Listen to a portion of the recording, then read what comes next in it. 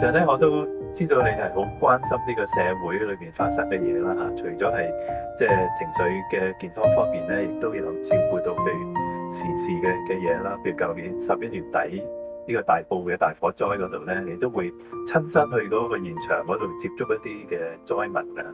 可唔可以講下嗰陣時嘅感受？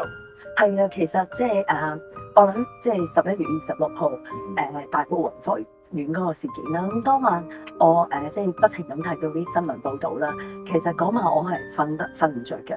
咁於是乎咧，因為我哋香港情緒健康學會咧，其實即係都有個宗旨，我哋就話係 PPP， 係講緊 proactive response、professionalism 同埋 passion。嗱咁咧，因為我嗰陣時候咧，嗰晚我瞓唔着，於是第二日咧，我哋就諗有啲咩可以做。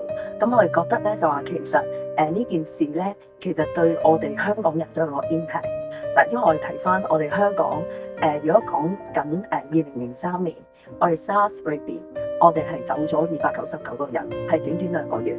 咁就我最記得當年咧4月1號當張國榮佢都走嘅時候，真係我對住電視係喊嘅。咁到我哋講緊3年裏邊，我哋走咗300幾個人。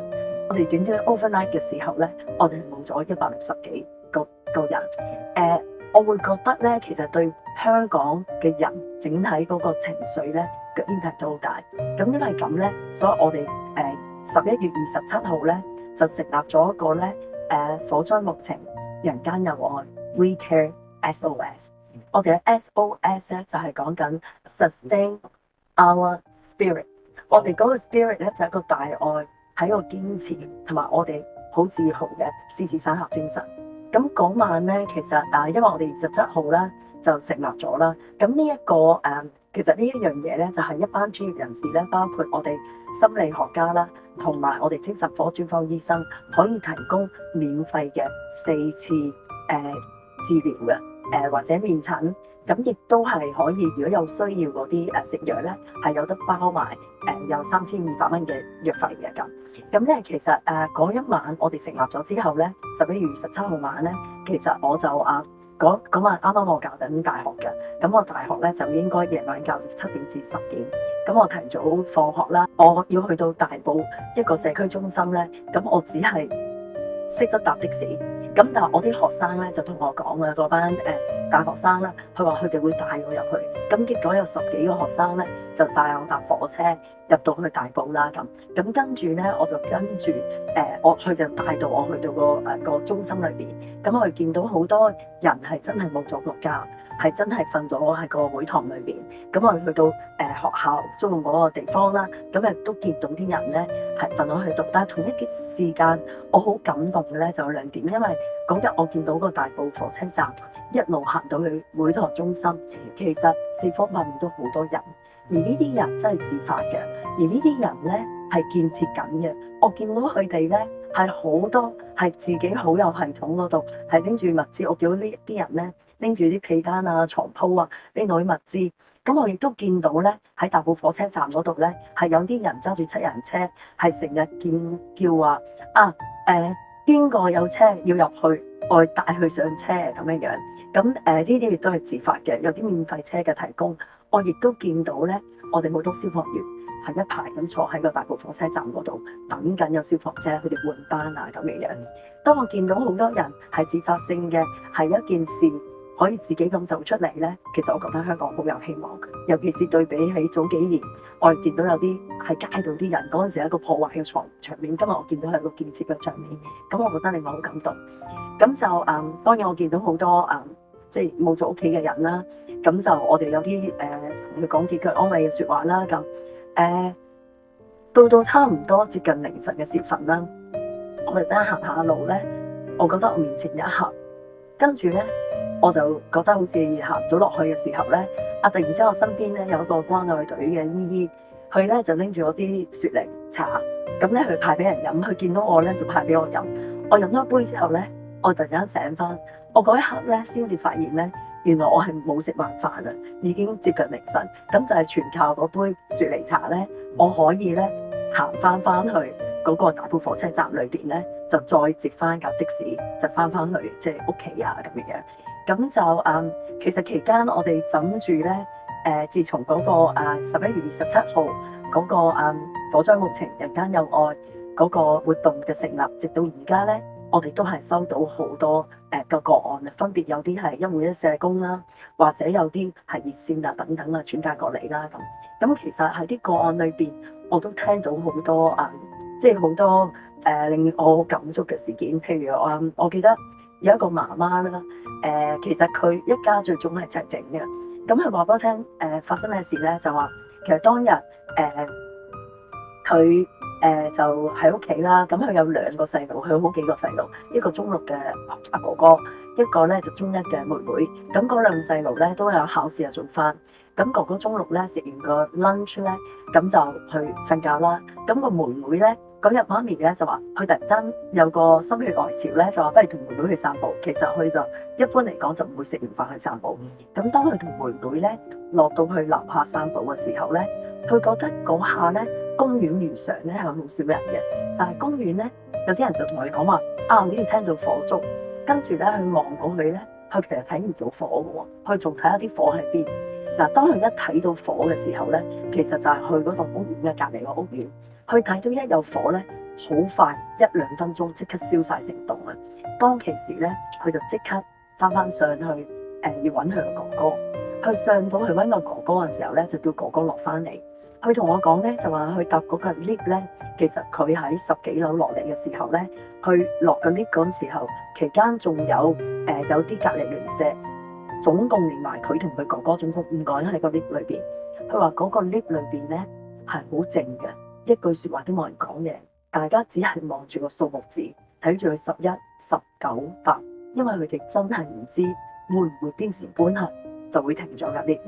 而當其時咧，佢亦都見到個 lift 開門3年嘅時候，佢見到好多人喺後嚟梯落嚟嘅。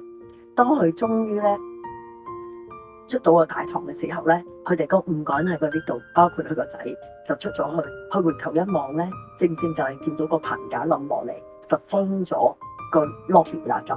佢望入去嗰陣時候，佢同我講，佢仲見到一班人咧係啱啱去到大堂喺後樓梯落嚟，跟住喺度猶豫緊，跟住見到嗰班人咧就上翻去上面，跟住嗰幾日咧，佢就喺啲信息裏邊知道，就係佢嗰棟裏邊咧。喺天台走咗20個人，佢就覺得就知道原來係嗰班人啦。佢嚟見我嗰陣時，直到而家都係。佢話佢有冇做錯決定咧？當日佢嗌醒佢個哥哥，即係嗰個大仔，嗌醒佢起身嘅時候，佢係咪應該拍下門咧？如果拍下門嘅時候，好多街坊係咪都可以走到出嚟咧？直到今天，佢都係講緊咧。佢好怕好靜嘅，因為佢覺得如果好靜嘅時候咧，佢開始聽到啲呼吸聲，佢開始咧見翻啲數字嘅畫面，就係當日佢好寂靜嘅時候，係只係睇到嗰啲畫面。咁呢個其實都係少少有啲創傷後遺嘅症狀啦。咁同埋就係咯，即係當然我哋見到即係呢個媽媽啦，咁我哋當然會同佢講，其實如果你叫物交鋒，可能你都走唔到出嚟嚇，咁你已經係即係做到最好㗎啦，咁樣樣啦。咁就即係我見到好多，其實即係就算佢成家人齊整嘅，但係佢都係個傷痛都會一步步走翻出嚟嘅。另外一個太太啦，即係佢年紀60幾歲啦，咁就佢好唔好彩嘅，佢個先生咧就係喺個火災度走咗。咁當日咧2月16號，佢個先生咧就喺個火災度走咗。當日11月26號2點幾嘅時間咧，其實呢位太太佢就北上，佢就去咗即係喺內地嘅。咁咧佢其實咧係去嗰啲姑奶咧話俾佢聽話，你哋火燭。咁姑奶咧就不斷聯絡緊佢個先生嘅。咁就咁佢咧就話姑奶同先生嘅信息，因為佢自己係冇機會，即係因為嗰個電話嘅問題咧，就嗰個 connection 唔係最好，佢就冇機會好多大家嘅 conversation 同佢嗰個先生。咁但係姑奶咧就同先生喺個 WhatsApp 度對話啦。咁就個對話就話先生就話哇好多煙喎咁，跟住個先生咧就話咁姑奶就叫佢出去，哇出到去好多煙，我都要翻屋企啦咁。跟住翻屋企咧就話唔緊要嘅，我會用啲濕毛巾封住晒屋企咁。咁跟住一路係咁傾到2點55分就永遠再冇咗信息。當日嗰個太太嚟見我嘅時候，佢就問咗一句，因為佢啱啱去認完屍體啦，咁佢就問我啦，佢就話醫生啊，我想問你一樣嘢，我尋日去認屍咧，我見到我先生其實見到佢即係個樣啦，咁下低就遮住晒嘅，我見到佢樣咧黑黑地嘅，就係咁。我想問你一句先，醫生，其實咧，你可唔可以話俾我聽咧？我先生係焗死唔係燒死嘅咁。我當時咁答佢嘅話咧，你放心，你先生咧其實係焗死嘅，因為咧其實咧我哋唔係俾火會燒死嘅，因為其實火之前咧係好多即係有好多濃煙啊，已經焗暈咗。你諗下，就好似咧，譬如去做個手術啊，有時做手術你麻醉咗，不過好不幸地個手術咧有時真係失敗，所以出唔翻嚟嘅啦。佢聽完呢句説話，佢就笑，佢話真係好啊，終於話俾我聽，原來佢就係好似做手術咁，係焗暈咗，做咗麻醉嘅啫咁。咁呢個就係個太太嘅故事啦。咁我另外仲有一個 case 咧，我見過，咁佢一家三口都好齊整嘅，即係爸爸媽媽同埋個女啦。咁就咁嗰個爸爸其實個媽媽咧就個情緒好差啦，因為乜都冇晒啦，好唔開心啦咁。咁咧就亦都要搬屋啦。咁去幾十年嘅即係嗰個屋企就冇晒啦咁。咁跟住咧個女咧其實咧覺得好唔舒服，好唔自在。但係個女啱啱嚟見我嘅時候咧，佢就話咧，佢從來唔敢喺屋企喊，因為佢哋住酒店嘅時候咧，其實3個人焗喺一個細個空間，好驚佢喊咧會俾爸爸媽媽聽到。佢爸爸媽媽咧其實年紀都唔細嘅，佢哋都成70幾歲啦。佢好驚佢哋見到佢嘅擔心，好驚佢俾佢哋見到佢喊咧，佢更加唔開心，所以唔敢喊。佢同我講：醫生，我今日第一次喊嘅，嗰陣時係火燭之後個零禮拜啦咁樣。咁跟住我見到佢嗰次之後咧，我就揾個心理學家同佢傾咗2次，其實都係即係同佢做心理支援啊咁啦。傾完2次之後咧，第4次佢過嚟見翻我。咁嗰次咧，佢同我講，佢話我見完最後一次心理學家咧，我終於揾到個原因點解我咁唔開心啦。佢話原來咧我係唔開心，因為我揾到咧，原來係因為我冇咗啲回憶啊。原來我係唔捨得我嗰陣時走低嗰啲回憶。咁跟住佢話，但係你知唔知啊？Dr. May， 我最尾見完嗰個心理學家，即係最尾個節咧，第2節嘅時候，當晚我就發咗個夢。我話你發咗咩夢？我夢見咧，我終於翻去我屋企，我執翻晒我要嘅嘢翻嚟。佢話咧之後咧，我晚晚都瞓得好。咁就即係呢個亦都係一個即係我哋用個即係情緒支援啦。我哋心理學家真係幫咗佢就翻出嚟。咁佢而家好好。咁佢亦都因為佢好好咧，佢繼續咧就鼓勵佢個爸爸媽媽咁一齊講嚟傾。